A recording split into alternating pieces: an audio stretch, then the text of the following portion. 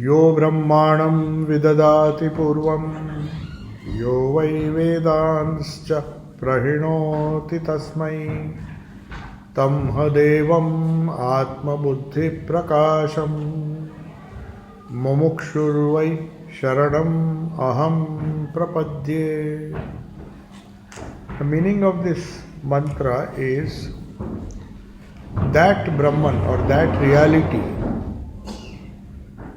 who has been, that Brahman which has been worshipped since time immemorial in various ways by various spiritual seekers. Not necessarily, Vedas never use the word Hindus. These truths are for all humanity. So, Yo Brahmanam, Brahma is just a word, it's the ultimate reality which all of us try to realize. There is a famous verse in the Rig Veda. You know, the primitive people started worshipping rain god and different forces of nature. Then different animals, they started worshipping nature, trees and sun. All the forces that they saw around them, which overwhelmed them, and they thought, oh, they are mighty forces, the forces of nature. We can't ever fight with them, we can't conquer them. So they must be powerful forces of God. So they worshipped God through these forces.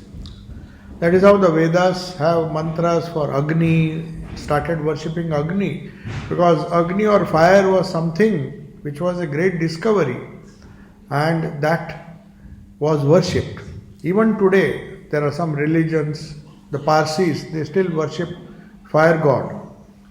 So they have still preserved the fire, worship of the fire god. Just as Hindus used to worship Agni. So it's taken from that.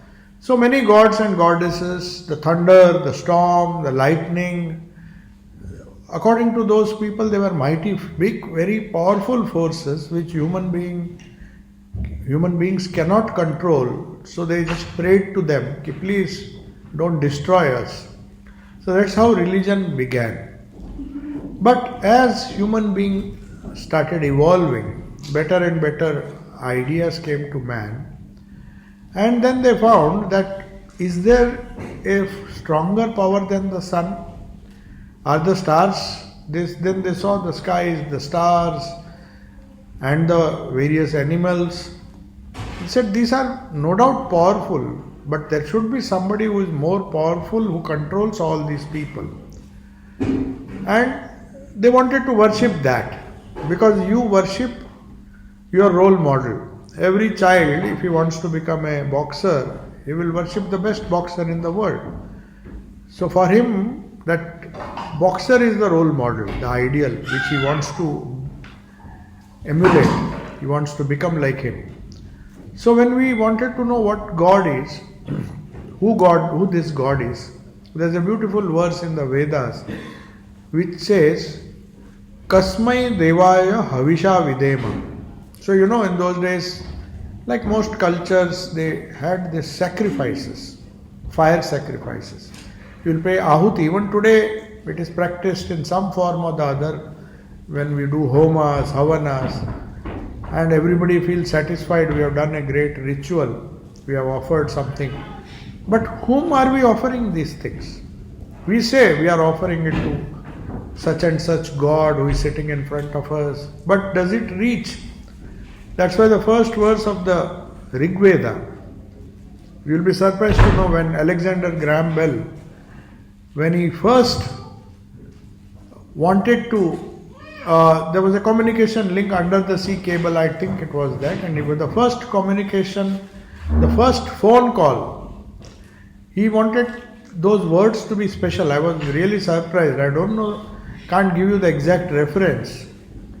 But Max Muller, who was a Sanskrit scholar from Oxford, he asked him, which is the most ancient language in the world?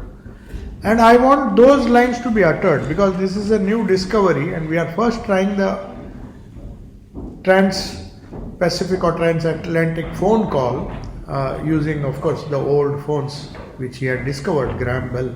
So he said, I want the oldest utterance of humankind. Since Max Muller was a great scholar who compiled the sacred books of the East, and it is believed that the Rig Veda, especially the verse which begins with Agni Mile Purohitam, means in that first verse ever written, they say, because Rig Veda is the oldest extant scripture. There might have been earlier some scriptures, but whatever we now have as ancient scriptures, Rig Veda is the oldest, and the first Veda is Rig Veda. The first verse of the Rig Veda was chosen by him, and Max Muller chanted this from, of course, England, and that first sound was transmitted. He said, I want it to be the oldest sound. So my point is that they started worshipping Agni. He is I don't know who God is, but I am offering this materials to that God, and I request Agni to carry these offerings to that God. I don't know where he is. So religious quest began with this mantras. So these are known as Rigvedic mantras. They are not just poetic compositions like we have a lot of poetries by Wordsworth and others. These utterances, it is believed, came from the depth of the heart through intuition. And through intuition, they had a vision, literally they had some kind of experience. And they felt that whatever we are offering, it's not just food. We said the mantra Brahma Arpanam Brahma Havi just now. We are offering it to Brahman, that same reality. Yo Brahmanam Vidadati Purvam, that ancient immortal being, we don't know who he is. Kasmai Devaya, who is that God to whom we are offering? Are we offering it to an imaginary being?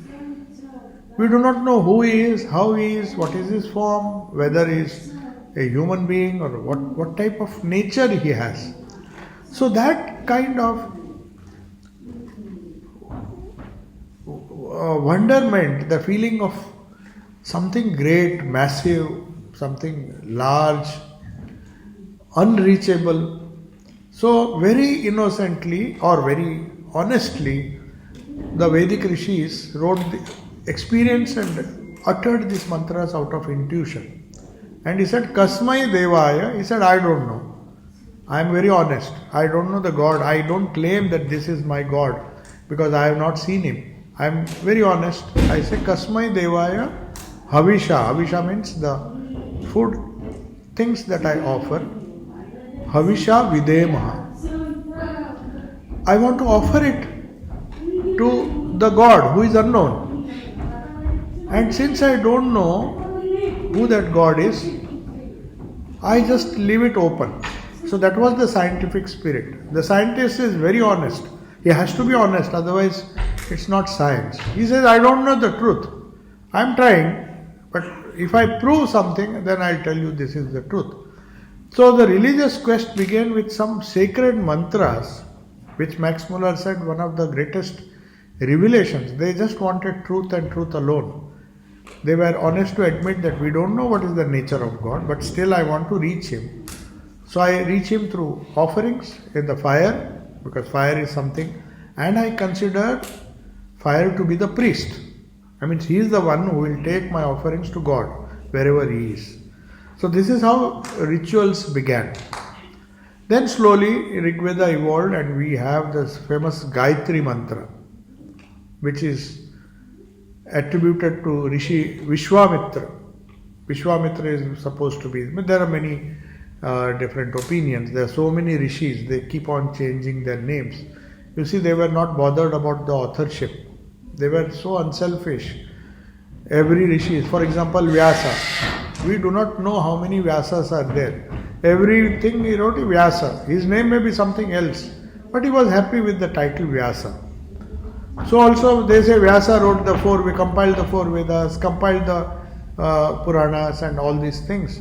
But it's not the same Vyasa, obviously, but they didn't care. They didn't want their name to be remembered. Just remember any Tom, Dick and Harry is fine, as long as the truth is revealed. So though we say it is Newton's law, it is Mr. So and so, we give a name. But that's not the monopoly of Newton. Gravitation And all the laws of motion are equally valid whether you call it Newton's law or somebody else's law. So that is the idea behind these Vedic rishis. So the verse which I uttered just now, Yo Brahmanam, that reality which in a tradition has come down to us through various rishis. There were so many rishis, so many seekers after truth. They were just seekers. And once they experienced some truth, they just spoke it. And they did not want the authorship to be no patent or anything. Just utter these verses. They came down in an oral tradition. Now this is very important. Why I started with the oral tradition is, in India, it is believed that knowledge can be transmitted best by hearing, by Shruti. So all our scriptures are known as Shruti. Shruti means that which is heard. So what is heard? There are many things. You can utter any word. That is also Shruti. No. When you have an experience and when you utter it, a special kind of vibration is associated with that. So those vibrations, those utterances are known as mantras. So we don't say Vedic writing. That's why Vedas were never written till Max Muller decided to publish the sacred books of the East. There were scripts, there were palm leaves where they used to write these Vedas, but traditional people, there are some monasteries even in Kerala where no book is allowed. That if you want to learn Vedas, come empty-handed. You have to learn them orally and remember all the Vedas. If you can't learn them by heart, leave the class. Go. Why? This shows there was so much importance was given to sound. So they are known as Vedic mantras. Why sound is so important? I don't know how many doctors are here, but I read a book. It just struck me when I read that book, something magnificent, something wonderful, which explains why knowledge was transmitted only orally. Those who have studied the growth of an embryo, those who are medical students or those who know biology, I was surprised because I didn't know this. There's a lady known as Merrilee Sprenger. She wrote a book. She is a neurosurgeon and a physician also. And she is an educationist, educational psychology. So she did a study based on which she wrote a book known as Memory and Learning. It was a very simple title given. It's a very complicated book, but very lucidly written so that everybody understands that. Can understand. So she has tried to find out using her knowledge, whatever knowledge or research was done. Maybe this was 25 years ago, long ago. This book is quite old. She wanted to understand how learning takes place. When does learning start in children? Does it start when the child is born or how many years after it is born? Then she found to her surprise, with the advances in embryology, which she found that learning starts from the 3rd month onwards in the mother's womb. I mean, it starts much earlier, but hearing, the child's ears are developed first. Of course, it cannot see, obviously, its eyes the child starts using the eyes only when it is born, when it sees the world around it. Inside it must be very dark. Of course there is touch, the sense of touch. It must be feeling when the embryo is slowly growing. But ears, surprisingly, this was perhaps known to our Vedic rishis. The ears start growing at the 3rd month. I don't know whether I am correct. So they found that any sound that you utter, even if it is heard by the mother, is heard by the child simultaneously. Consciously or unconsciously, the child starts learning sounds. Maybe it's mother tongue, any sound. All the learning starts with this learning of sound. So it has an advantage when it is born. It is already started experiencing sound before it can experience light, before it can see, before it can do. Many other sense organs are developed much later. But according to this study, and she has done it in a very, she was not definitely aware of Shruti and all those things. She is studied as a doctor would, as a biological scientist would do. So she says it's very important in that book what is heard by the mother, because expectant mother, of course, because whatever the mother hears, the chances are that the child also, if it's not born deaf, he is hearing those sounds and is already familiar with these sounds. So learning has already begun. It has an added advantage after the child is born. It makes sense to give oral teaching.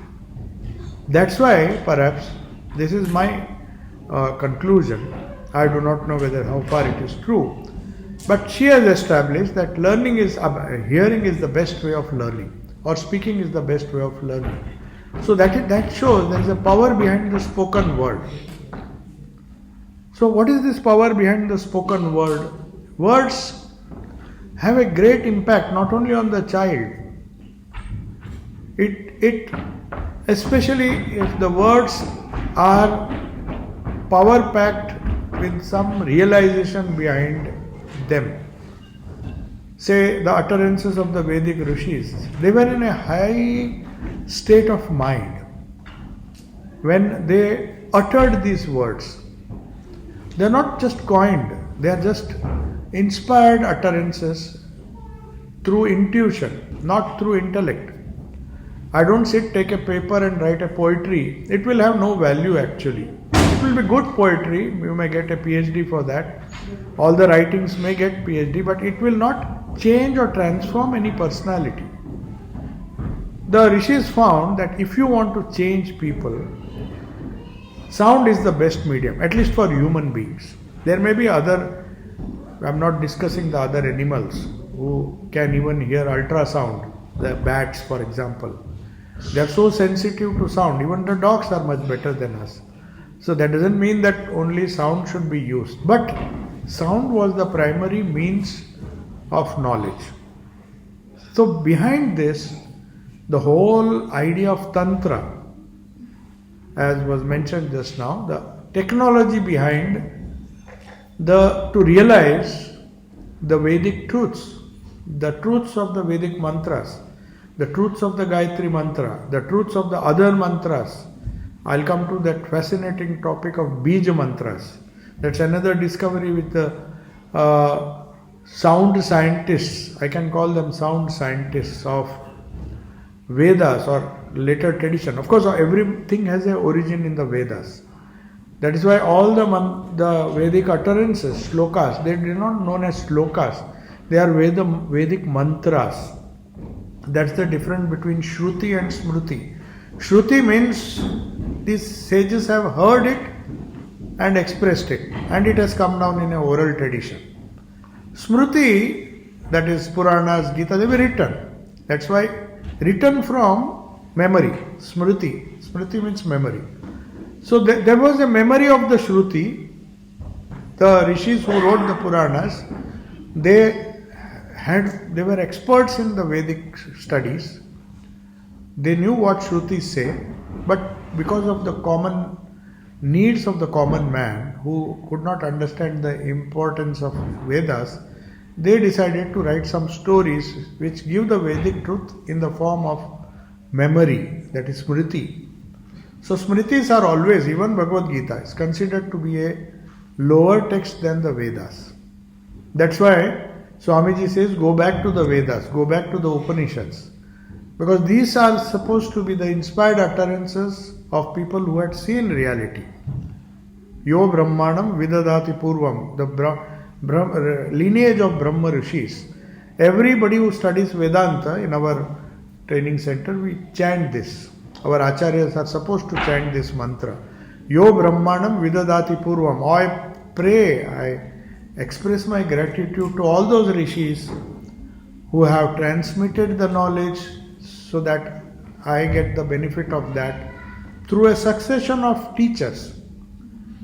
Yo vai Vedanscha prahinoti tasmai.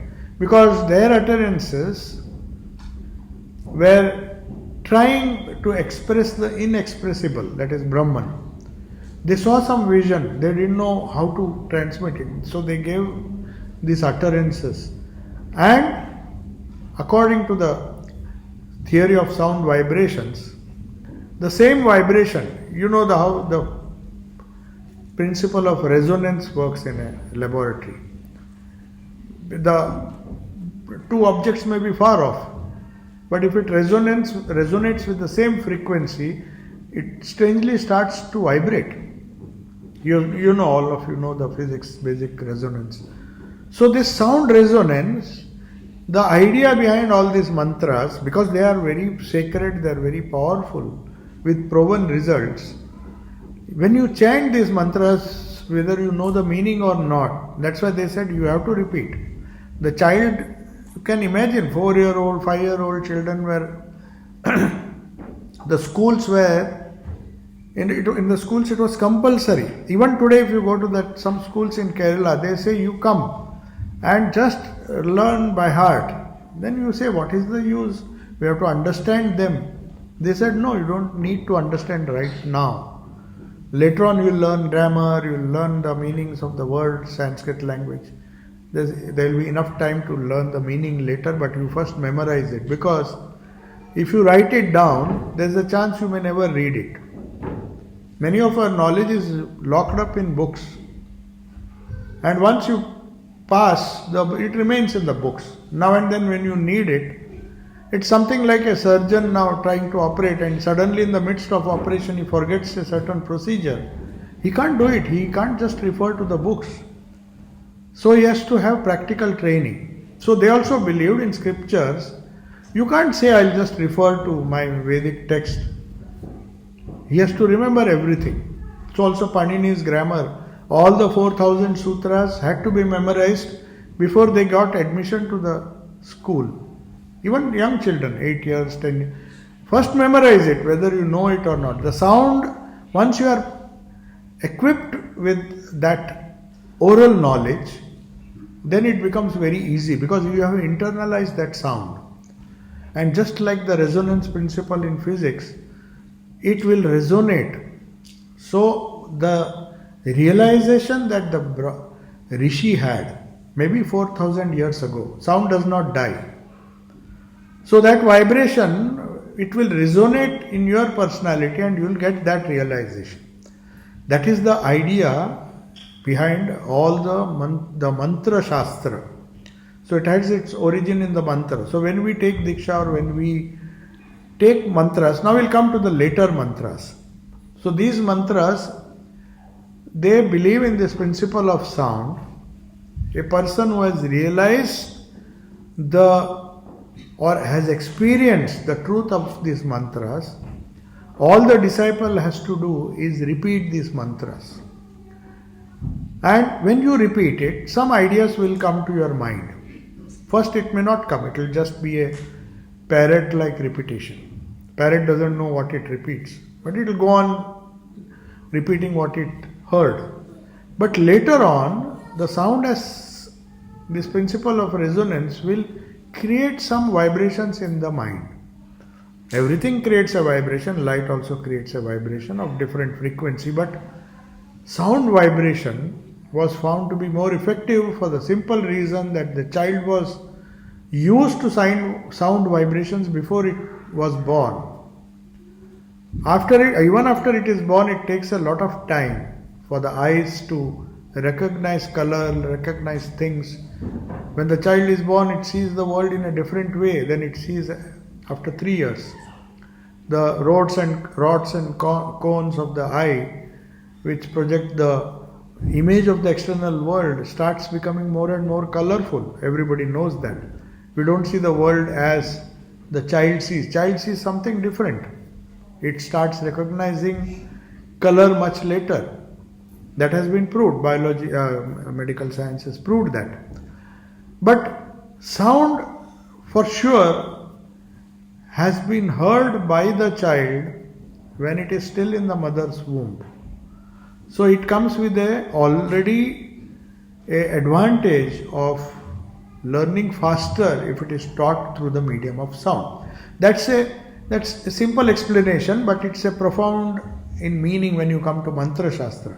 So that is how oral tradition came down as the mantra tradition, which was developed not by Vedanta but a branch of Vedanta, or inspired by Vedanta by a special branch of spiritual knowledge or technology which is known as tantras. In fact, tantra word itself means technology. So we'll say Bhaugolik Tantra in Hindi, geography. It's a technology of space and all those things. So the different tantras are there. So also the tantras said that do we have to learn all the grammar and scriptures and then interpretations, commentaries? Then one whole lifetime is not enough. Just as now things are happening so fast. We are processing data very fast. What took several minutes now takes milliseconds. So also technology was developed. The rishis were always wanted, because lifespan was going down, said, I don't have the patience to read the whole Vedas and the mantras, and then I want to become spiritual very fast.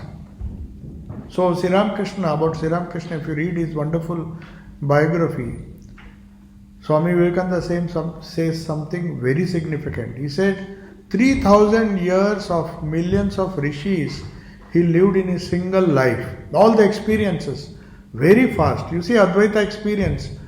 His Guru Totapari took 40 years to have Nirvikalpa Samadhi. Sri Ramakrishna took just 3 days. His Guru was surprised. I said, I just taught him Advaita Vedanta and he is lost in Nirvikalpa Samadhi. The experiences which took 40 years for his Guru, he got in 3 days. So also all other sadhana which he did. So it's a wonderful life where it shows that if the intensity is increased, then there is enough power which is packed in the sound of the mantra to yield immediate realization, immediate or quick realization. So it's a question of making things happen faster and faster. People knew that they may not live long. To study the Shastras, study the six supporting, it is known as Upaveda. Upaveda means the ancillary subjects to understand the Vedas. That is another headache. They had to learn that. One is known as Shiksha. Shiksha means not education. Shiksha means how to pronounce things. Phonetics. The science of phonetics was Shiksha. So along with the Vedas, another teacher, Acharya, would teach them Shiksha. If you can't pronounce the Vedic mantras in a wrong way. Then there was grammar, Vyakarana. The Jyotisha. Jyotisha means trying to find the astronomical as well as astrological predictions based on the movement of the planets. That's one of the ancillary subjects to the Vedas. So one was expected to learn these 6 Upavedas or maybe ancillary subjects, the science of pronunciation, then undertake the whole 4 Vedas or whichever Shakha they wanted to read. And then after a long study, maybe they may or may not get realization. If the Guru is given them proper knowledge, if the teachers are all good, you will get good results. So then Tantras thought, as the lifespan becomes less and less, in the Vedic age you should know that they say, Ishopanishad says, aspire to live for 100 years. Now 100 years is very uncommon, but in Vedic days perhaps they were used to live for 100 years. So they could afford to chant the mantras, learn the meaning and all. But Tantra said, they meditated a lot, tried to compress it. When you compress the mantras, they become sutras.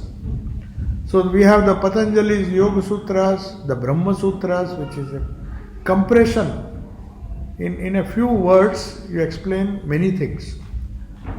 Then some people found even the sutras are too long. 700 sutras, Patanjali's yoga. So Tantra said, some of the tantric, they are Vedantic rishis only, but they developed a technology which is known as Mantra Shastra. So this is a very important thing. Everybody wants some kind of initiation into some mantras. But what is the potency of the mantras? Holy Mother Sharda Devi said, Japat Siddhi. She didn't ask you to read books. In fact, none of them could read. Holy Mother could read very little. She could hear. That is another significant thing in Ramakrishna's life. Somebody asked him, you keep on telling so many stories, the Upanishad says this, the Bhagavata says this. Then you never read, you never went to school. So how do you remember all these things? He said, I may not have read, but I have heard. Right from childhood, if any sadhus came or somebody, there are a lot of bowls and so many ways of transmitting knowledge. Unfortunately, we have lost it. Of course, some of it can be regained by internet, by the YouTube videos and audios. But that is second hand. It's not the original sound. You have to hear it live. It's like lighting one lamp with another. It has to be a live lamp. You have to be present. The vibrations can be felt. You can't just, then all the knowledge you can get through YouTube. It cannot be. YouTube will give you information, but it can't give you a direct experience of knowledge. So that's why this idea of mantra diksha or spiritual initiation, it's there in every tradition. It is there in the Vaishnava tradition, it is there in the Shakta tradition. They say it is the tantras or the worship of God as mother, because Prakriti is feminine. Anything that is feminine will create. Purusha is supposed to be masculine, though there is no gender, but still it is the feminine power which is a creative power. So it is more logical to understand or to hope or to think that this mantra shastra has come from the worship of God as the Divine Mother. We all know Sri Ramakrishna worshipped Ma Kali. Whether you worship Kali or then, of course, the Vaishnavas also wrote books, wrote scriptures which are known as Narada Pancharatra. They are Vaishnava Tantras. People think there is only Shakta Tantras. Those who worship Shakti, they Devi Bhagavat, and there are so many scriptures where the essence of these mantras are described. But there are Vaishnava Tantras also. The Bijas associated with Vishnu, the Bija associated Bija Mantra, I'll tell you what that Bija is. That is known as Vaishnava Tantra. If Krishna is to be worshipped, there is a different Bija. If Devi is to be worshipped, Mahamaya or Durga, every god, deity, Ganesha, every god has a Bija. We are using it, every day we are using it. Of course, the priest is paid to chant those things. But if we know the meaning, it is better. Or at least if we know what these mantras can do. Otherwise, it will be a good ritual. We will be considered as very devout people. Oh, I chant this mantra every day, I go. It's fine. It's something better than nothing. It's better than wasting your time. But if you know the meaning, the tantras say, behind every sound utterance there is a meaning. Say you, for example, their basic theory of mantra is, behind an object there is a nama. Behind the rupa, the form of the object, is the name. Nama and rupa. According to Vedanta, the whole world is nothing but nama and rupa. For example, you say table. You say it in English, an Englishman will know what a table is, because he has one name associated with one form. That it has 4 legs or 6 legs or whatever it is. The function of table is known and the name is known. So Nama and Rupa cannot be separated. You have to understand this properly to know how mantras become effective. So Nama cannot be separated from Rupa, Rupa cannot be separated from Nama. So that's why Thakur used to say, Sri Ramakrishna used to say in very, very colloquial, simple language, but very profound truths. Nam Nami Abhed. The person represented by the name and the name, there is no difference.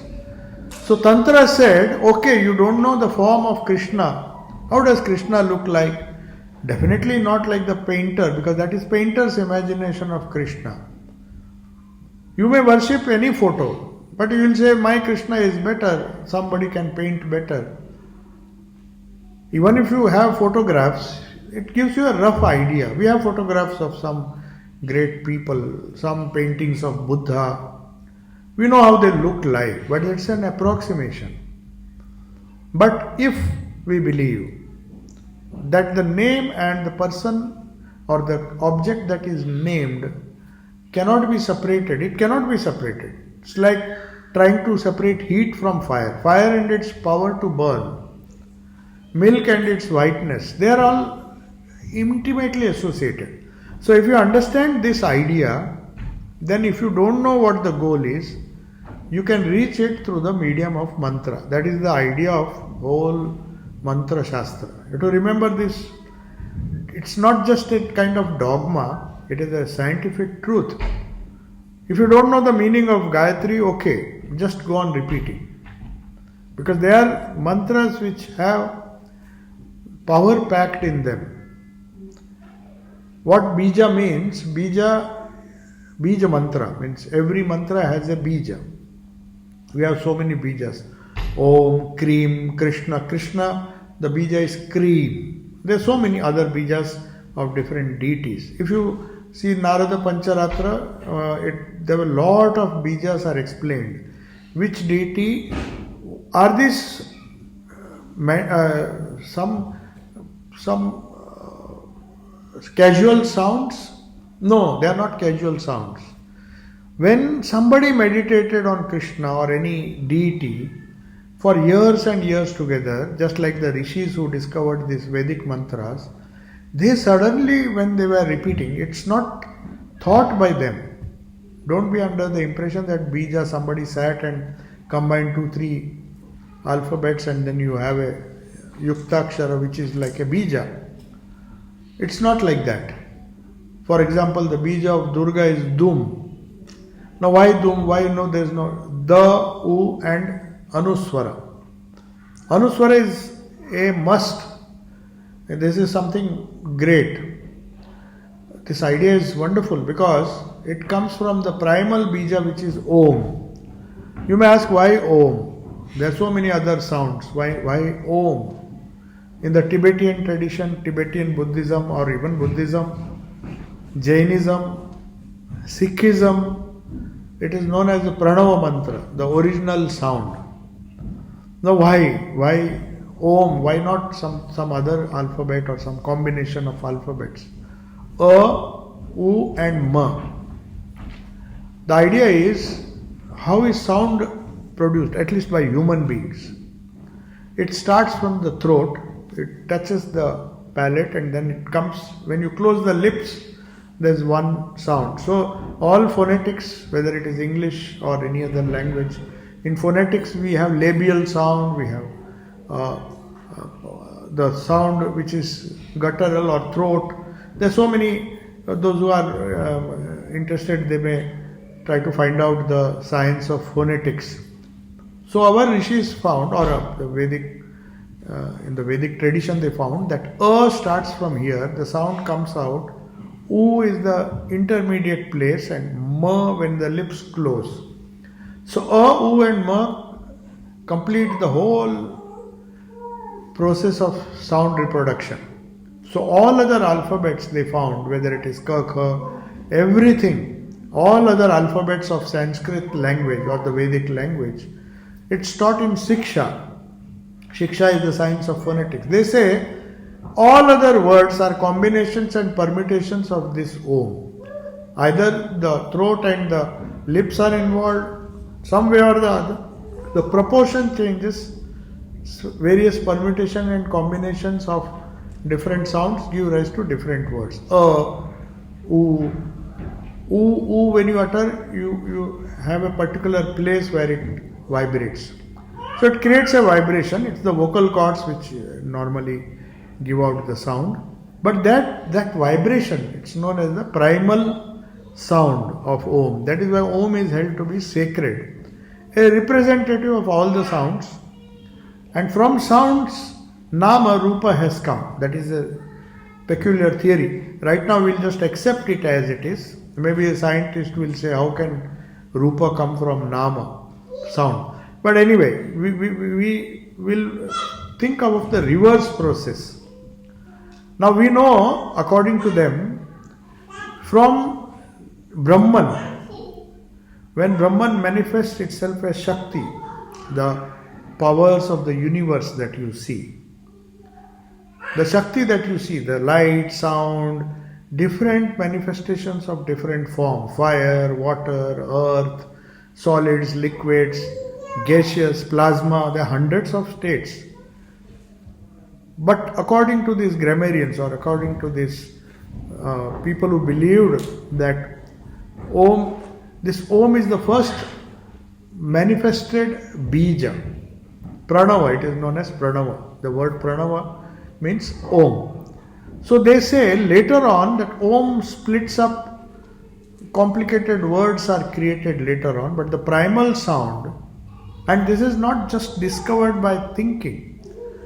This is the Anahata Dhvani, which the spiritual scientists, or you may say the spiritual rishis, heard. When there is no Anahata means, Ahata means struck sound. Now I strike, there is a sound which comes because two objects, even in the mouth, when you say, there is a vibration of the air and the certain parts of the mouth, a sound is produced. We can whistle, we can, how flute is played, different sounds come.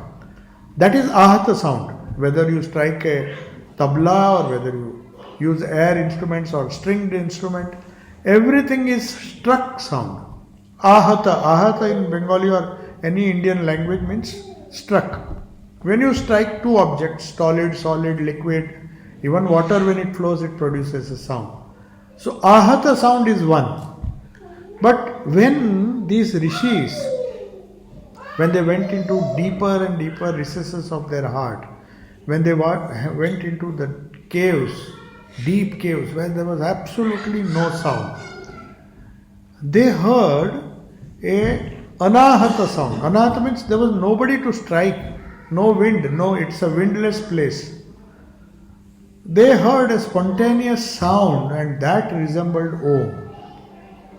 So there are many people who have experienced it. It requires tremendous concentration, because it's like, we have these phones where they shut off the external sound. What is that known as? Noise cancellation. So you have to do some kind of noise cancellation in the cave. You go into the cave, still there is some sound. If the wind comes, there is some sound. If the water flows, there is some sound. But when these rishis really made their mind, and then we have the sound of the mind, which we don't, it's known as mental noise, which is the worst noise actually. Because our minds are so restless, they create noise. Even in a very quiet place, people, why are they restless? Because they are hearing their mental noise. They are hearing the old words and sentences, noisy sentences, curses, so many things they have heard. They all come to haunt a person even in a cave. So it should be really soundless. Physically no sound, mentally no sound. And when one reaches that state, there are rishis who have reached that state. Even our order we have heard, we have asked some of our senior monks, have you heard that Anahata Dhvani? Let me tell you, it is very difficult. First of all, to create that noise cancellation. There's so much noise in our, not only physical noise, but a lot of mental noise. We have to deal with everything. Finally, when you reach a deeply meditative state, you hear that Anahata Dhvani, which is like And they say that sound is like Om. As if somebody from within is chanting that Om non-stop. That is the rough idea. We can't explain, we have to experience it. So they say it is that sound, those who have heard it obviously. They say that is that sound which spontaneously comes without any striking. Anahata. Ana means not. Ahata means to strike. That which is unstruck sound is Om. So that makes it very powerful. But why do we need an unstruck sound? Because we want to get rid of the mess we are in. Our mess is because of sounds, we don't know. All the spoken words have made our mental states now. Maybe you have heard 1000 curses, your parents have started scolding you, mothers, some have started praising you on both sides. Praise is also equally bad. It has puffed our egos. So, lot of unnecessary sound we have heard. We can't undo it. We may say, I want to go to Himalayas, but we'll take our sound with us. The smriti will be there, smriti of the sound, ahata sound. So there is a huge backlog of sound. Can you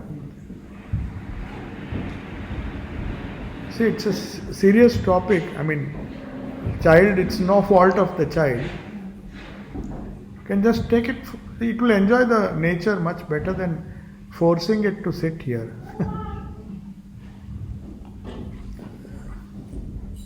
They are more happy in Prakriti, if they see maybe they find it disturbing to hear the mental sounds of adults. They want to be naturally at peace. Yes. Because we create problems for them. They are born with a lot of happiness. The sounds are given by us and we confuse them and create unnatural sounds for them, which put them in trouble. So the whole idea behind mantra is very important to understand. Why should we repeat a mantra again and again? What does it do? It cancels out. The ideal example is this noise cancellation. If you cancel the noise around you, what happens? You hear the pure sound, that's the idea. They have done so much of research to develop better and better noise cancellation. So then we realize what noise does to us. We can't peacefully hear some good music because it gets mixed up with the external noise. So this mantra, if you want to understand it in a simpler way, is a noise cancelling process. So we cancel the external noise which has made a mess of my life. I repeat it again. If you trace all your problems, it has started with noise and the reactions to the noise. Reactions to somebody's words, because we are thinking beings. Every word which is uttered carelessly, it creates such an impact on people. We don't understand. Mother said you have to use your words very carefully. If you can't utter good words, go and sleep. Don't gossip, because she says you can't undo it. And she not only says you cannot undo it, don't even listen, she says. Because you are not participating in the gossip or something evil said about somebody, but you hear it. You don't want to hear, but still you can't cancel out the noise. You hear it, it goes into your consciousness, you are gone. So she says, such a great psychologist she was. If you read her book, she says, it's better to go and sleep. It's better to just sleep, because at least at that time you are saved. Your internal dreams will disturb you, but at least you don't add the external noise to you. So once you cancel the outer noise, but how to do it? That's the whole science behind the mantra. There's no other secret behind these mantras. The whole idea of mantra shastra, before even we attempt to take the mantra, we have to remember it will not do anything more than that. It is just a technique which takes you back to the source and it tries to remove the mess you have created with sound by superimposing another sound. Now that is that's what the earphones also do. But in Patanjali, it is known as Pratipaksha Bhavana. There is a word, Patanjali asks this question, or he assumes that the people will ask this question. You are telling us how the problems come, but how to solve it? So he says, yes, I am telling you. He lists 5 problems. For all our problems, he gives 5 causes. Raga, Dvesha, Abhinivesha, Asmita and Avidya. These are very scientifically analyzed. He said, take any person anywhere in the world, all his problems are because of these 5 things. What is that? Avidya. It starts with avidya, ignorance. Very simply put, avidya means thinking something to be something else. That is avidya. The best example given by Vedantins is the snake and a rope. In a dark, you see a rope and you start shouting, there is a snake, there is a snake. You are superimposing something which is not there. That is avidya. From avidya comes asmita, that egoism. I am afraid, he is afraid. That I sense, that is another obstacle. Avidya is the main obstacle, but that is ignorance. Second lower in effect is asmita. That is your ego, that ego sense which tells you I am good, I am bad. If somebody scolds you, you feel you have been criticized. But if you have no ego, the child has no ego. You criticize it, it will simply smile at you because it has no ego. That asmita is not there. So that solves one problem. Avidya, asmita. Then raga, our attachment to things that we like. Our lives are full of likes and dislikes. I like this, I don't like this. I like this, I don't like this, I like. So we are always running after things that we like, hating things or detesting or avoiding things that we don't like. It's a very simple psychology that we are having these kinds of problems. Raga, Dvesha, Abhinivesha. Abhinivesha is the 5th problem, which the question was asked in the morning. What is spiritual pain or spiritual mistakes? So that is Abhinivesha, that something strange within, that fear, that clinging to life. Or to understand it properly, we can say fear of death. So Patanjali says, all our fears, fear of losing money, fear of losing anything in the world, is connected to this fear of death. So you solve the fear of death, the fear of all other fears will go away. You can't solve all the fears. You may give so many phobias, this phobia, that phobia, spider phobia, water, claustrophobia, you don't like closed spaces. There are so many phobias, but they all origin from, they have their origin in the fear of death. So Patanjali is very, in a general way, says, remove fear, remove likes, remove dislikes, remove avidya, remove asmita. So how to remove it? First he tells what is the problem. Then he says how to remove these 5. They are very simple. Simple to classify, difficult to remove. So he says the only way of removing, there are many methods, but the main way is pratipaksha bhavana. Means if you have fear, superimpose fearlessness. I am afraid of dark, I shall go, again and again I will go. That is how I will conquer fear. So it is known as pratipaksha bhavana. Means create the opposite, then you will cancel each other. If you like something, it deliberately try to say that no, I dislike this but I will still take it. I like it but I will avoid it. So you create a pratipaksha bhavana. So mantra does exactly the same thing. Nothing different. What does the mantra do? Suppose there is a mantra. Om bhur bhuvasvaha tat savitur varenyam bhargo devasya dhimai dhiyo. It's a big mantra, but tantras have made it shorter. So every mantra begins with Om. You have to remember this. That's another thing which you have to remember. At least in the Indian tradition, even Om Mani Padme Hum in Buddhism, in Tibetan Buddhism, in Jainism, you see, Om Namo Arihantanam, that is the Jain way of repeating. You take, even Guru Nanak gives so much Shabad Kirtan they call. Shabda. Shabda is given tremendous importance in the Indian tradition because they found, as I told you, sound is the first medium of learning and that is the last that will help us to get rid of our suffering, because we have created our suffering with the help of sound. Unnecessary sound created by parents, teachers, friends, ourselves. So what to do now? We have created a mess, now we have to go back. So go back in the reverse way. That is the most scientific reason why we should take mantra if we want to avoid suffering. Not only the only way, but that is the best way because it's a short way. We created problems for ourselves with the wrong sounds. Now take the right sound, do Pratipaksha Bhavana, go reverse in the reverse process till you come to the source, which is Sat Chit Ananda, that is the Brahman, the original reality from whom we have come, Yo Brahmanam, that Brahman from which we have come. Now that same tradition we use, the Rishis tradition, to go back, because they teach us to go back to the source, go back to God. So in Bhakti tradition you say courage to be one with God, whom we think is external. Fine. That external God has to be brought within and we have to become one with it. That's the easiest way.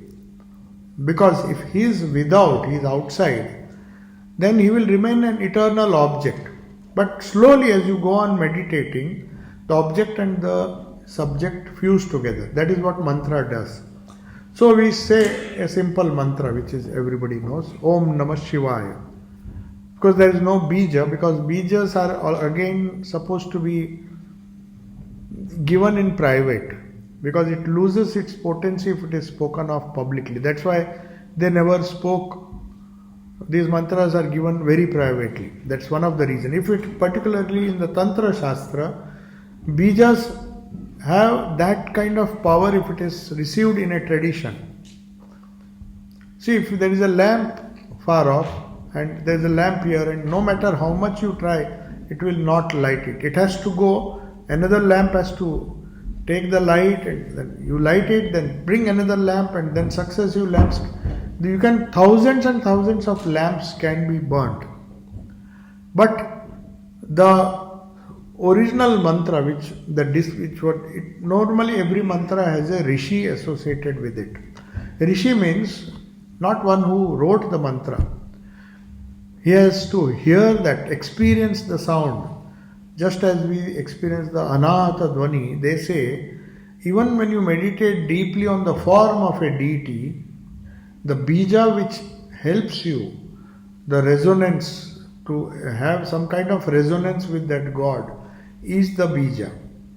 So Om is the universal bija. Om will ultimately, it represents Brahman in its entirety, not a particular aspect of God. But since we are surrounded by forms, we have so many gods, goddesses, then Tantra said, okay, if you can't meditate on Om, which represents Brahman, then you meditate on something which is more tangible to you. You love some God, you love his qualities, you love his exploits. That's why if you want the full benefit of mantra, you have to know as much as possible about the deity whose mantra you are reciting. Otherwise its effect will not be there. So that is why if we want Shiva's mantra, try to read as much. What does Shiva stand for? What does Krishna stand for? What does Rama stand for? All these books, all these qualities, because we love to see him in that form. Though it was, that life was led long ago, maybe in Dwapara, in Treta Yuga they lived. But they will not vanish into thin air. They are still existing in subtle form. It's a great idea. What happens after death? Does the subtle body remain? The subtle form that once occupied the gross body continues to inspire people. Why do we worship Krishna again and again? We know the story. He passed away in Prabhas. He voluntarily gave up his body. Rama also gave up his body in Sarayu, the physical body. But the subtle body continues to live, and inspired by that, the Rupa of Rama and his exploits. Exploits help us to get better and better idea of that personality. We know what Rama did right from childhood, what Krishna did. So the more we read, the more the mantra becomes effective, because then we can correlate. Suppose you have heard, you just can't close your eyes and say milk, milk, milk. You have to see, or fire, fire. And if you have not seen fire your whole life, then no amount of repetition will bring you that fire. So you have to have some idea. If not see the fire, see a picture of a fire. Oh, this is like fire. But when you really see the fire, then when you say Agni, then you understand. So also in the case of Ishta, most of the Ishtas are avatars, or they have a wonderful biography like Bhagavata, Bhagavad Gita, Mahabharata. We'll find so many stories about Krishna, the personality. So Janmashtami, every birthday, even Jesus Christ, when you celebrate Christmas, you again and again read, you know how the circumstances leading to his birth, but still we read, still we sing the songs. Christ is born. He's not born every year, but we make him relive that experience in our mind. And mantra helps us to do the same thing in a very condensed way. To read the biography, you may say, why do we need mantra? Why do we need to repeat the name? It's a technique which makes you reach it faster, that's all. In Bhakti Yoga there's no rule, or even Raj Yoga there's no rule that you have to repeat a mantra. This has come from Tantra. So Vedanta is the philosophy, Tantra is the technology, and there are other sciences like yoga, which explain the rationale behind the practicing, the nature of the mind, the nature of the thoughts, the nature of the spoken word, how it inspires thoughts, how it creates our personality. So the power behind the spoken word, first thing we have to remember is the power behind the spoken word is far more powerful than we think, especially if that word is spoken by a person. Vivekananda in his Raj Yoga very clearly says, don't waste your time reading books written by intellectuals, because they have no power behind that. When he wrote Raj Yoga, why, even though it was written in English, he said, I want to leave behind some original work in the English language. That is the language in which he spoke. So he said, no, I want to leave behind a book. And you know how Raj Yoga was written. He meditated for hours together. Miss Waldo, Ellen Waldo, she was the shorthand writer, or maybe she took it down in longhand, or maybe shorthand, I'm not very sure, but she used to keep the pen dipped in ink. In those days we did not have ball pens or fountain pens. We had a stick with a nib, and it had to be dipped in. So she used to wait, and sometimes for hours together he would not say a single word. Suddenly we'll comment on some of the Yoga Sutras or the introduction to the Raj Yoga. She has to immediately write it, because they are words of inspiration. It will not be repeated. It was such a difficult task. So according to him, in that first chapter, introduction, he writes, just judiciously select books behind whose words there is a very strong personality. So when we say Bhagavad Gita, it's the song of the Lord himself who has uttered these words. So they can be powerful. The Upanishads, the rishis behind them. So there is an experience behind it. When a professor, somebody who just repeats it, reads a book to you, and a professor who has conducted a lot of experiments, when he speaks, there is a conviction. So also some scriptures, not all, some books, they are written by seers or personalities who have realized these truths. So Swamiji says, life is very short, don't waste your time in reading books written by useless authors. But read those books. If you can't hear them, they have gone now. You definitely can't hear them. Gospel. In Bengali, if you see such wonderful words he uttered, we wish we were there. But if we are not there, at least we can read them. and relive that experience. That's the reason why we insist on reading of the life and message, their own words, because behind them is the power. And all that in a nutshell is the mantra. This is the essence of what Diksha is, mantra Diksha is. So when you repeat that mantra and plus you supplement it with a proper understanding of the Ishta on whom you are meditating, the door to reality is opened. How is it opened? With the help of the key. What is the key? The key is the bija. Bija means key. Actually, like there are many doors to come to this hall. Each door has a different key. One door is Krishna, one door is Rama, one door is Devi. There can be multiple doors to enter the kingdom of heaven, to the Brahman, the realization that you have. But every door has a unique key. So you can't apply, that's the logic they give, that every bija you can't just interchange.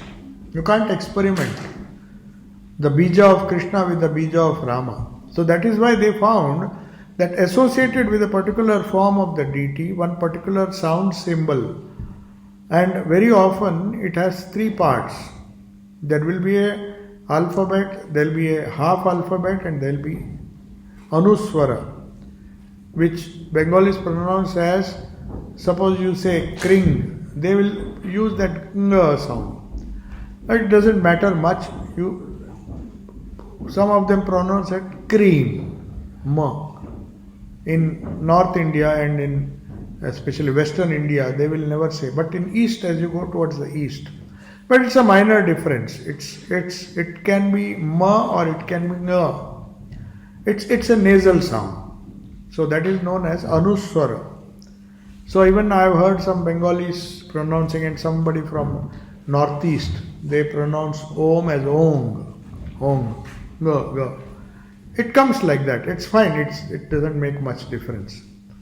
But the Anuswara is important. When you write, there is a dot. So what did that Anuswara do? It is so important in that bija. The Anuswara is common in all the bijas. It, in fact, creates that pratipaksha bhavana, that counter sound to all the noise of the world. So all our problems, that is why bija, you take any bija which has a Anuswara, they call it dukkha harana. Dukkha harana means it's symbolic of removal of sorrow. How does it remove sorrow? Not through knowledge. I mean, definitely if you just go on repeating the Anuswara and the bija, how you will think how the sound, how your sorrows will go away. Because they discovered this, the mantra shastris, we call them mantra shastris. Just as we have other yogas, this is also known as mantra yoga. It's a fascinating science based on the sound, the power of the spoken word. It's not just the meaning behind the word, but it's the sound symbol itself which makes a huge difference. It's like a resonance principle, as I told you. The two objects may be far away, but when one fork vibrates, the other fork has a tendency without apparently a medium in between. So the sound goes in waves and it creates similar waves. So that's the closest example I can give you, that a particular sound, if it is pronounced properly, or you meditate on the form, whichever form you have seen. Some deities fortunately we have pictures of these deities. Some, of course, there are paintings. But in any case, both form and name, they cannot be separated. So if something goes wrong with the form, you choose the wrong photo or wrong painting of Krishna. But if you repeat the mantra properly, the vision that you get. Surdas was blind. But you see, if you see stories, every day he used to go and in the shrine, he'll tell the exact color of what dress Krishna was wearing on that day. They were wondering, he cannot see physically, but his mind was tuned. So everything become became accessible to him because he lived, died for Krishna. That was his Ishta. So they say Surdas would tell, why have you changed this color? The priests were surprised. They do not even remember what they had. He said, oh, after 1 week, that's how the story goes, that he would tell exactly what is missing if they have made some mistake. And he was blind. But that inner vision, which in the Vishwarupa Darshana we see in the Bhagavad Gita, it's not just imagination, it's intense imagination, and the sound that Sri Krishna uttered that created that scene before the vision. Of course, those who were sensitive, only they could see, and by Krishna's grace, Sanjaya could see. And Dhritarashtra, though he was blind, he could hear, and at least he could conceptualize what was going on in the battlefield. That is because this time and space and distance doesn't matter. Just as we see signals going all over the world and in an instant we hear the sound, they're all making use of certain vibrations. So sound is a vibration which has been used by these mantra shastris to create a reality from virtual concepts. Concepts become reality. So that is the idea behind mantra, and why you repeat it. We repeat it, the idea is Japat Siddhi, mother said, and Punaravritti, there is a word. Punaravritti means, avritti means create repeated vrittis. Because we have vrittis coming up, just a minute, and it has to be suppressed. Again and again it will pop up. So to suppress it, we require lot of repetitions to steady the mind. So Patanjali says, when Pratipaksha Bhavana is repeated, by repeated Kriya Yoga, he calls it Kriya Yoga in the Patanjali's Yoga Sutras. So even Gita says, he says, among all the sadhanas, I am the Japa Yoga knows me. If you see the 10th chapter, before Vibhuti Yoga, we have the Vishwarupa Darshana, we have the Vibhuti Yoga of the Lord. There he says, it is by repeatedly repeating the Japa, I am revealed, Ishvara is revealed. So anyway, this is the sum and substance of it's okay. Sum and substance of how and why we should handle sound properly. That Shastra is known as Mantra Shastra. So, if there are, now I think I should conclude. If there are some more questions, questions based on that. Pranam Maharaj, you have expressed yourself the role of sound in your life. Yeah. And the way we were speaking, at least I was finding examples how I learned from the sounds, noise. Some are loud, some are resonance, everyday life. So, you have sort of, at least, I'm sure enlightened everybody, but I'm totally enlightened by the role of sound in our everyday life. Ram Maharaj, thank you. Any question for Maharaj?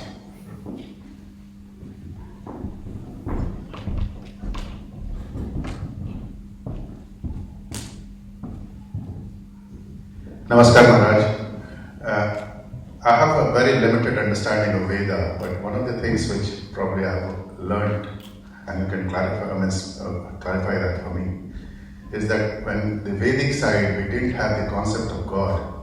It was all divinity, and we have started putting in the form, because what it came out as that when you say God, you start basically worshipping the form, but when we say divinity, you relate divinity to the characteristics, and you stay a lot more flexible, you could say pluralistic, and a lot more of a seeker than believer. So, what do you think, what is the view of the Vedantic side of it? Is it still in the form of God, or is it in the form of divinity or divine that we worship? Yeah. So,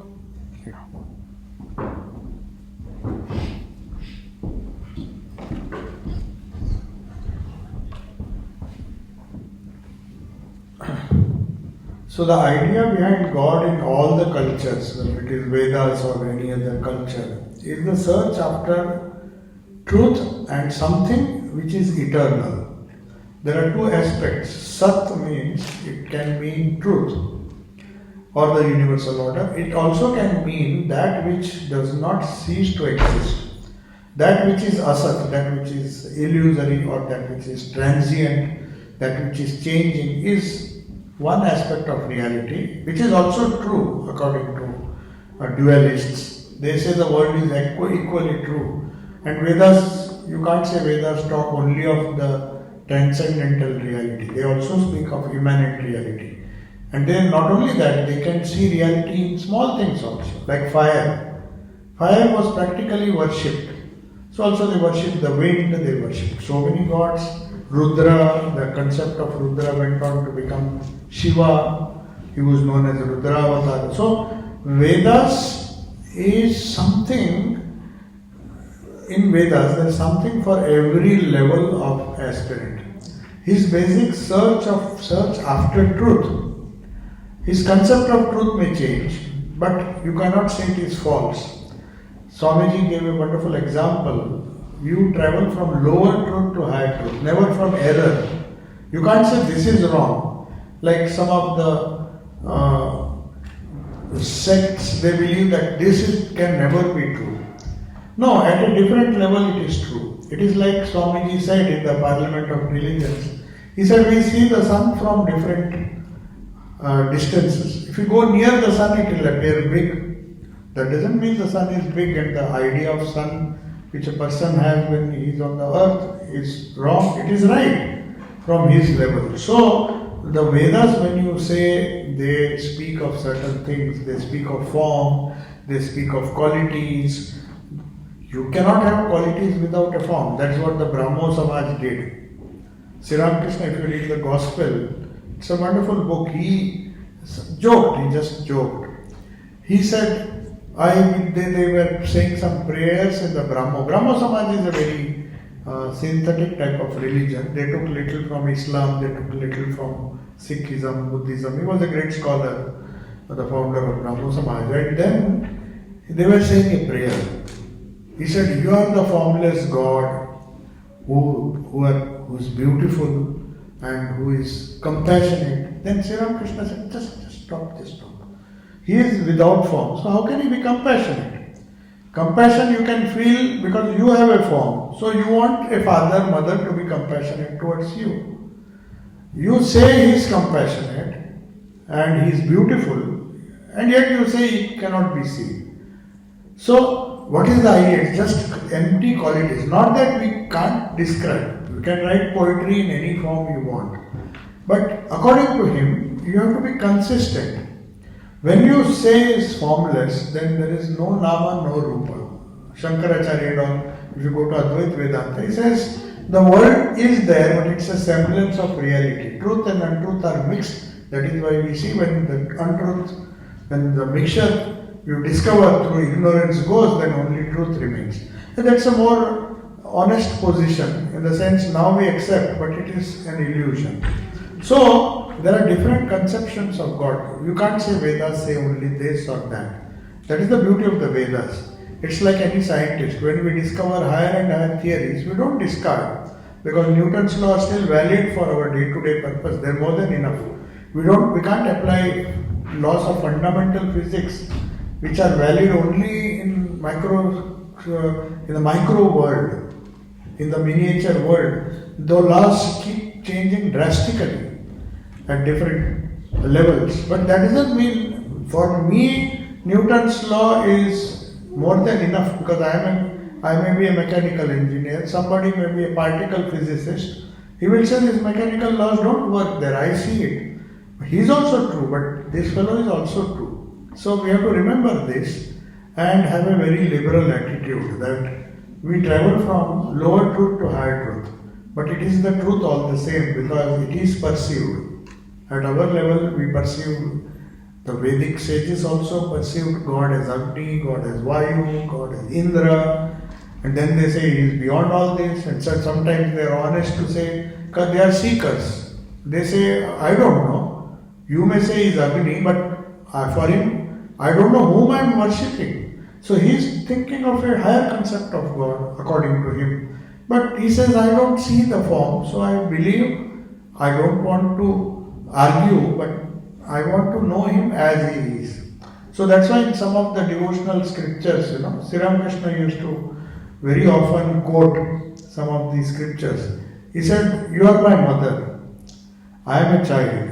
It's a very simple relationship. I am ignorant, I am not a pandit. So I don't know what you are, what your real form is, whether you are formless. You tell me what you are. As long as we live in the limited world of mind, thinking, feeling, we need some form to hold on to. You can hold on to a form, you can hold on to a quality, you can hold on to a character, you can hold on to even an idea. You don't have to believe in forms. So there are thousand and thousand ways of approaching God. Okay?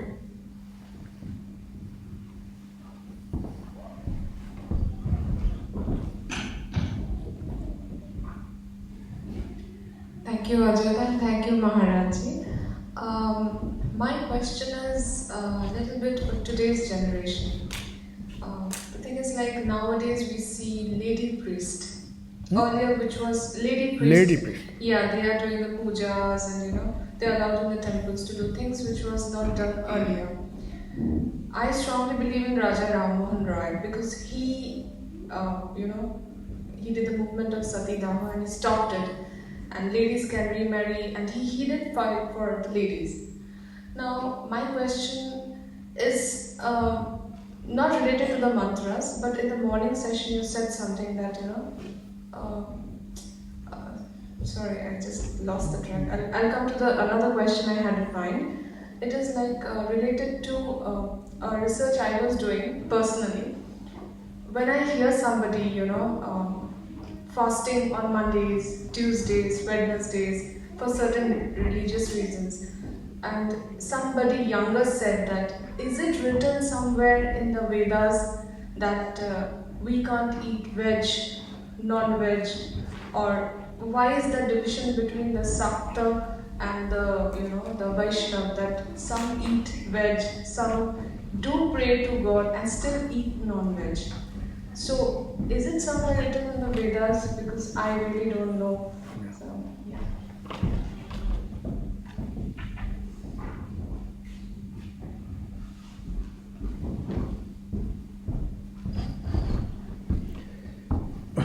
The golden rule in spiritual life is whatever works for you, even if you should be truthful to yourself. Whatever works for you, whatever suits you, whatever works for you and takes you towards truth should be accepted. Whether women can do, women should not do, these are nowhere, even if it is written in the books, it has no value. If somebody says vegetarian food can be eaten, if somebody says it cannot be eaten, there is no written rule, because the Vedas, the essence of the Vedas point out to reality. In this relative world, it hardly matters as long as your goal is correct. So these are secondary things. These are not the, if your real aim is to know what that divinity is and the shortest and the best way to reach, then you have to find out the means yourself. Each one is leading his own path or journey. That is why in India we have this idea of Ishta. Your relationship with your God, whether you believe in Raja Ram Mohan Roy's formless God, Sati, women's empowerment or not, these are geographical and historical questions. There are certain ages when women had equal rights as men in Vedas. Now, unfortunately, some cultures came to India and they said women don't have rights to practice religion, they are inferior to men. Now, there is a cultural influence, there is the influence of other foreign elements coming in. But if you go to the Vedic age, that discrimination was not made. In fact, all the rituals, most of the main rituals and mantras are always uttered in a dual case, not plural. Bahuvachan, they call it Bahuvachan, means many people. And there is single, Ekvachan, that is one person is doing the ritual. But Vedas are the only scriptures where Dvivachan is used. Two means husband and wife. So there was a time when they believed that no ritual is complete without a wife. Certain rituals, there are certain rituals meant for sannyasis and brahmacharis. And brahmacharins can be brahmacharinis also. Anybody who is single, who is not married, there are certain mantras, certain rituals which they can do, and without discrimination, men can do, women can do. Gayatri mantra is such. Nowhere it is written that Gayatri mantra cannot be done by women, but it has come. Now, who started it? It is a historical question. Maybe it is some foreign influence. We said, why women should go do only cooking? Why should they need only spirituality is meant for men? There are certain cultures which believe that. In fact, Swami Vivekananda's main purpose of, if you read his biography, he wanted a women's mutt to be started first. Ramakrishna mutt he wanted later. He said because women should be gurus to their own women. So far, there is no religious order which is not controlled by men. You can't imagine a woman as a pope. You may dream about it, one day a woman will go and sit and become a pope, or in Islam or any other religion, even Buddhism. Buddha said that we should create a separate order, but they didn't listen. When Ananda said his wife wanted to join the monastery, he said, okay, women can take sannyas, they can become monks, they can shave their head, but don't allow them, let them be independent. Yashodhara, his wife. So he said they should be independent. They cannot be under the men. They said no, they are not experienced, they are not. So the tradition has come in different historical ages when women need to be protected. Perhaps it has come, but it has nothing to do with religion. In religion there is no gender. In religion there is no discrimination between caste, creed, even religion. In spirituality, I mean there is no. You can be following any religion or you may not follow any religion, but still you can follow truth. So if truth is what you are after, and by truth you mean eternally unchanging. See, one consistent thought is there in Indian scriptures, that if truth changes, it is not truth. Prakriti changes. If you say this is solid, within a few minutes you burn it, it becomes gas or it becomes liquid. So you can't say this is solid, but if you say Brahman, pure consciousness, which is behind everything, it does not change.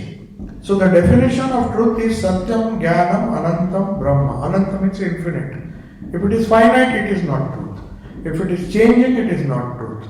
So many adjectives are given in our Vedas. Achala. Achala means that which does not move. It is stationary, because how can it move? It is not limited.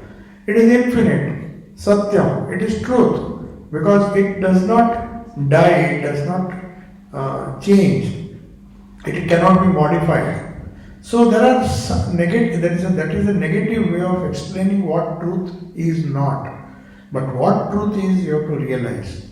When you realize your identity as something which describes truth incompletely, Sat, Chit, Ananda, eternal bliss without sorrow, all these qualities are given, but once you realize it, then only, once you experience that truth, then only you can say this is the truth. So experience counts, not just the idea. Ideas can be many, but the moment we try to make these rules, can you do that, can you fast on Monday? You can fast on every day, or you need not fast at all. That is up to you. If it helps you to realize Brahman, then you may not fast at all. So whatever helps you on the way, makes your journey easy, you have to follow. That is the golden rule. And if you say that there is a rule which says don't do this, another person will say, I have a scripture which says do this. So whose book will you believe? If it is in the books, will you believe? No, you can't believe one book. The other book will say something else. The Muslim will say, my book says this. The Christian will say, my book says this. So whose book will you follow? So you have to go beyond the books. And Vedas, I'm not saying, because it is a very old religion, Vedas are the only scripture which says Vedas will not lead you to God. You have to go beyond Vedas to realize God. Tatra Veda Aveda Bhavati. See the boldness of those rishis. They will not say if you don't read Vedas, you have to go beyond the Vedas, they say. So that is what truth is. You don't take anything for granted, even if the Vedas say. Because if the Vedas take you beyond Vedas, beyond everything, beyond thought, beyond word, beyond the relative existence, then only it is of use. So whatever helps, if Vedas help, if Bible helps, if Quran helps, fine. As long as it takes you to the infinite, unlimited, or the Brahman or truth or whatever it is. Pranam Maharaj, thank you. Listen, I'd like to continue forever, but you got the room book until 4 o'clock, but you don't have to leave it not at 4 o'clock, but you should be.